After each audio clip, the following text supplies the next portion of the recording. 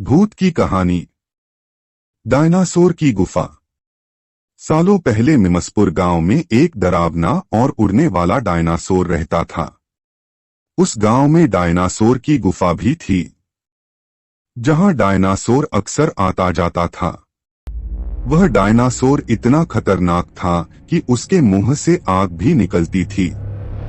हर महीने वो डायनासोर गांव में उड़ते हुए मुंह से आग निकालकर गांव के कई घरों को जला देता था।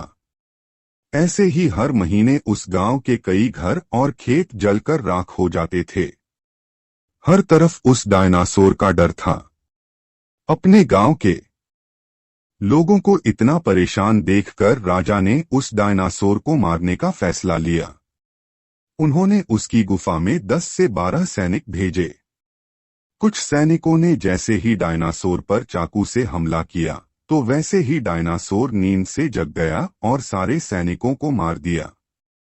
राजा जितनी बार भी सैनिकों को गुफा में भेजते, वो डायनासोर मुंह से आग निकालकर सभी को खत्म कर देता। इस सबसे परेशान होकर राजा ने गांव में घोषणा कर दी कि जो भी उस खतरनाक डायनासोर को मारेगा उसे वो 10,000 सोने की मोहर देंगे। उसी गांव में एक काफी बुद्धिमान व्यक्ति भी रहता था। उसने जैसे ही यह ऐलान सुना, तो राजा को डायनासोर के आतंक से बचने का उपाय बता दिया।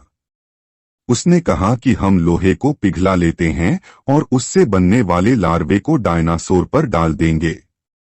गर्म लार्वे से बचने के लिए जैसे ही डायनासोर उड़ने लगेगा, तो पत्थरों से टकरा जाएगा और उन्हीं के नीचे दबकर उसकी जान निकल जाएगी।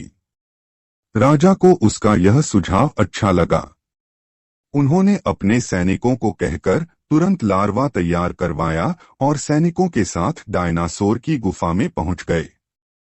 फिर ठीक वैसा ही किया जैसा उस बुद्धिमान व्यक्ति ने राजा को करने के लिए कहा था। डायनासोर पर लार्वा जैसे ही गिरा, वो इधर उधर देखे बिना झटके से उड़ने लगा और गुफा से टकरा गया। इसी बीच गुफा के ऊपर के पत्थर उसके ऊपर गिरने लगे और वो उन्हीं के नीचे दबकर मर गया। ऐसा होते ही राजा और पूरे गांव को राहत मिली और राजा ने इस तरकीब को सुझाने वाले व्यक्ति को 10,000 सोने की मोहर इनाम में दे दी और अपने यहाँ मंत्री के पद पर भी उसे नियुक्त कर लिया। कहानी से सीख, बुद्धि से मुश्किल कार्य को भी पूरा किया जा सकता है।